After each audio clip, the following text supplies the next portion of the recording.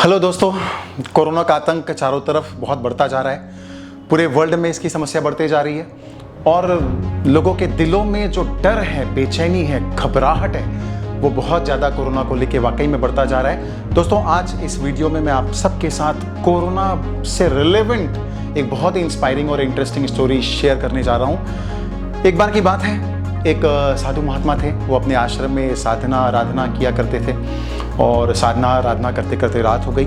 और एक बार जब वो साधना आराधना कर रहे थे और अमावस की वो रात थी और ऑफ कोर्स बहुत अंधेरी रात थी और ठीक रात 12 बजे की वो बात थी और अचानक साधु महात्मा ने देखा कि वहाँ से एक काली छाया जो थी वो वहाँ से निकली। अब जब काली छाया निकली, साधु महात्मा ने देखा तो साधु महात्मा ने आवाज दिया कि ए काली छाया, इधर आओ।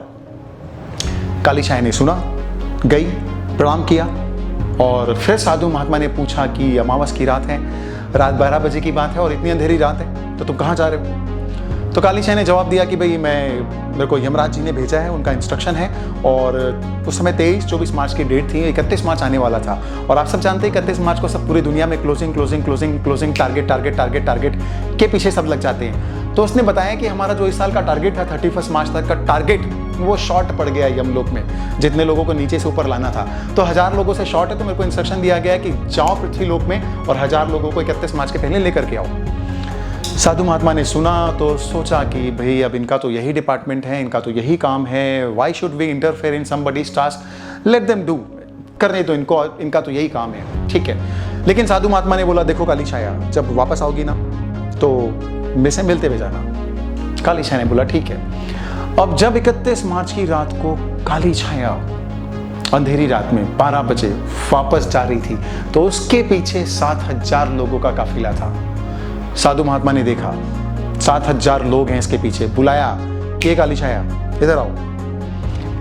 काली छाया ने फिर से प्रणाम किया। साधु महात्मा ने पूछा कि तुमने तो कहा था कि सिर्फ 1000 लोगों का टारगेट है, तो ये 7000 कैसे हो गए? काली छाया ने जवाब दिया कि मैं बगल वाले शहर में गई और उसके बाद मैंने एक बीमारी फैला दी, कोई भी XYZ नाम की, और वो बीमारी इस क्वांटिटी में फैलाई कि सिर्फ उससे 1000 लोग ही मरने चाहिए। तो साधु महात्मा ने पूछा कि जब 1000 लोग ही मरने चाहिए, इस क्वांटिटी में फैलाई थी, तो 7000 कैसे मरे? तो काली छाया ने जो जवाब दीजिएगा, सारे लोग ध्यान दीजिएगा, जो काली छाया ने जवाब दिया। काली छाया ने जवाब दिया कि ये जो 1000 लोग आप देख रहे हैं ना, ये तो मेरी बीमारी से मरे हैं, पर उनके पीछे जो 6000 लोग आप जो देख रहे हैं ना, ये मेरी बीमारी से नहीं मरे हैं, ये तो सिर्फ और सिर्फ मेरी बीमारी के डर से मर गए हैं। दोस्तों, कई बार ऐसा होता है कि कोई बीमारी लोगों को उतना बीमार नहीं करती है जितना उस बीमारी का डर लोगों को बीमार कर देता है। और ये डर है, सच में डर है कि कहीं ऐसा ना हो जाए कि कोरोना की वजह से तो कम लोगों का स्वास्थ्य बिगड़ा, लेकिन कोरोना की डर की वजह से ज़्यादा लोगों का स्वास्थ्य मत बिगड़ जाए, ऐसा मत हो जाए। क्योंकि जिस प्रकार लोगों में डर है, चिंता है, बेचैनी है, घबराहट है, उसकी वजह से जो और दूसरी प्रॉब्लम है, दूसरी डिसीज है, चाहे वो BP हो, चाहे वो शुगर हो, चाहे वो और कोई दूसरी प्रॉब्लम हो, स्ट्रेस हो, टेंशन हो, ये सब बढ़ सकती है और शायद ऐसा हो रहा है। और इसीलिए मैं इस वीडियो में आप सबको मैसेज देना चाहता हूँ कि ऑफ कोर्स कोरोना का जो प्रॉब्लम है, डिसीज है, वो सीरियसली लेने जैसा है। सारी सावधानियां हमको करनी चाहिए, social distancing and all other precaution we should take, लेकिन इससे डरना नहीं है। दोस्तों, डरना नहीं है, क्योंकि डर में जब हम रहते हैं, चिंता करते हैं, बेचैनी होती है, घबराहट होती है, तो फिर हमारी किसी भी बीमारी से लड़ने की क्षमता भी कम हो जाती है।